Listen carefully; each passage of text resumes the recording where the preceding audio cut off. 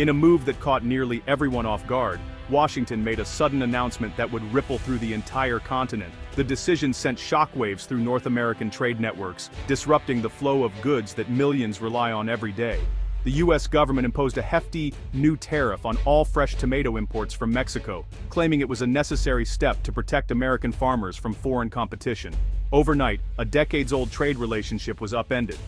The steady, reliable flow of tomatoes to American grocery stores was suddenly in jeopardy, leaving both retailers and consumers scrambling for alternatives. Prices soared, and the stability shoppers had come to expect vanished. The humble tomato, once a staple in salads and sandwiches, quickly became a symbol of economic disruption and uncertainty. The supply chain fractured almost instantly, leaving a void in supermarkets and kitchens across the country. Delivery trucks sat idle, and produce aisles that were once overflowing now stood eerily empty. For Mexican producers, who had long been integral to filling U.S. shelves, the new tariff meant their exports were suddenly unprofitable. Entire harvests were left unsold, and greenhouses faced mounting losses. American officials insisted the move would help local farmers thrive, but the reality was far more complicated than they let on. The U.S. simply couldn't meet its own tomato demand, especially during the winter months when domestic production drops and imports are essential to keep shelves stocked. Mexican imports weren't just a convenient option, they were a vital lifeline for American supermarkets and restaurants, ensuring a year-round supply of fresh produce. The sudden tariff sparked confusion and panic among traders, importers, and Mexican agricultural leaders, who scrambled to find new buyers and markets for their crops. The established rhythm of cross-border trade was broken, with trucks lined up at the border and shipments delayed or canceled altogether. But this wasn't the start of a simple standoff. Instead, it became the catalyst for a rapid, unexpected shift in the entire North American tomato trade, forcing everyone to adapt on the fly. The initial shock was only the beginning. Supermarket managers and traders watched in disbelief as prices fluctuated wildly, and shelves remained empty. What followed would redraw the map of North American produce, as new trade routes emerged and the entire industry scrambled to find its footing in a changed landscape. The impact of the new tariff hit American shoppers with surprising speed and intensity. Overnight, the familiar abundance of tomatoes in grocery stores began to vanish, leaving many consumers confused and concerned about what was happening to their everyday staples.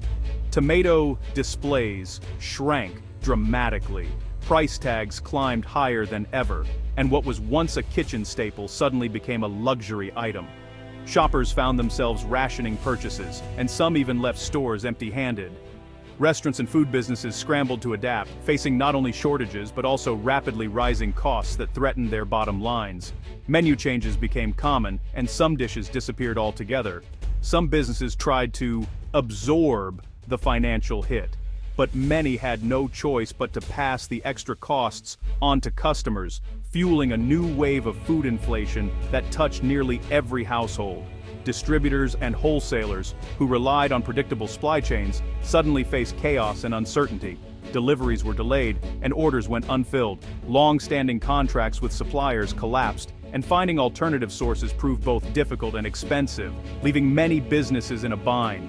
The idea that U.S. farms could instantly step in to replace Mexican imports quickly proved to be a myth. Domestic growers simply couldn't scale up fast enough. The necessary infrastructure and labor force just weren't available, and ramping up production would take months, if not years. The result was clear: persistent shortages, soaring prices, and a supply chain that seemed broken overnight, leaving both businesses and consumers frustrated. The tariff created a vacuum in the market, one that would eventually be filled, but not in the way Washington policymakers had anticipated. The stage was set for a dramatic and unexpected shift in North American trade, as new players and routes emerged to fill the gap left behind.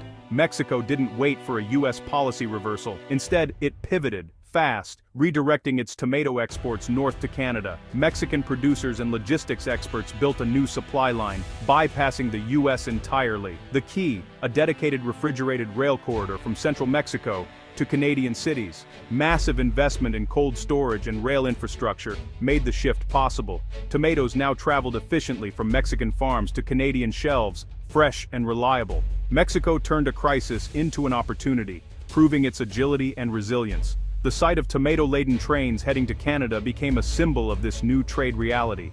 Canada seized the opportunity, welcoming Mexican tomatoes with open arms. Canadian retailers and distributors offered long-term contracts, ensuring stable supply and prices. Investments in cold storage and streamlined customs made the new trade route efficient.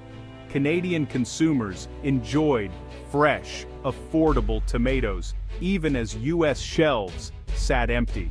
The partnership strengthened Canada's food security and deepened ties with Mexico.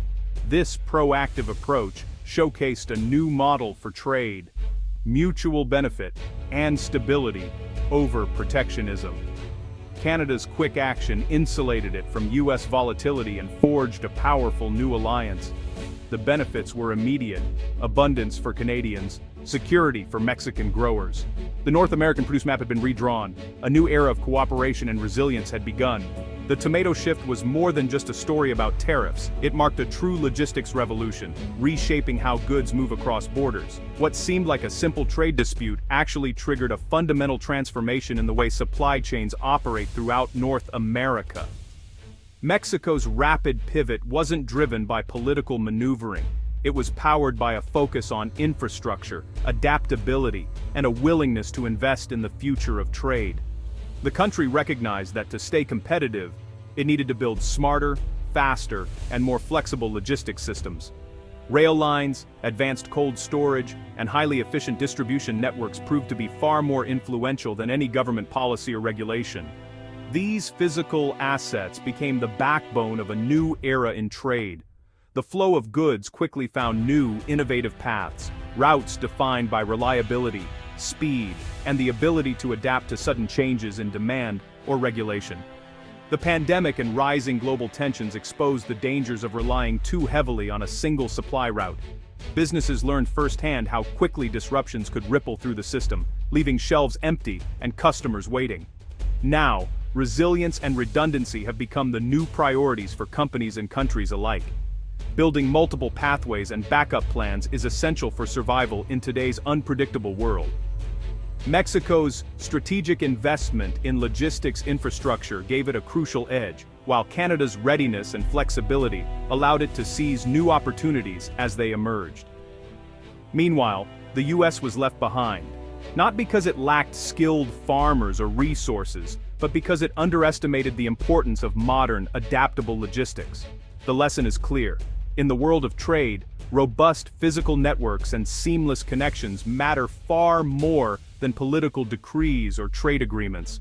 In the end, it was logistics, not politics, that had the final say, shaping the future of North American trade for years to come.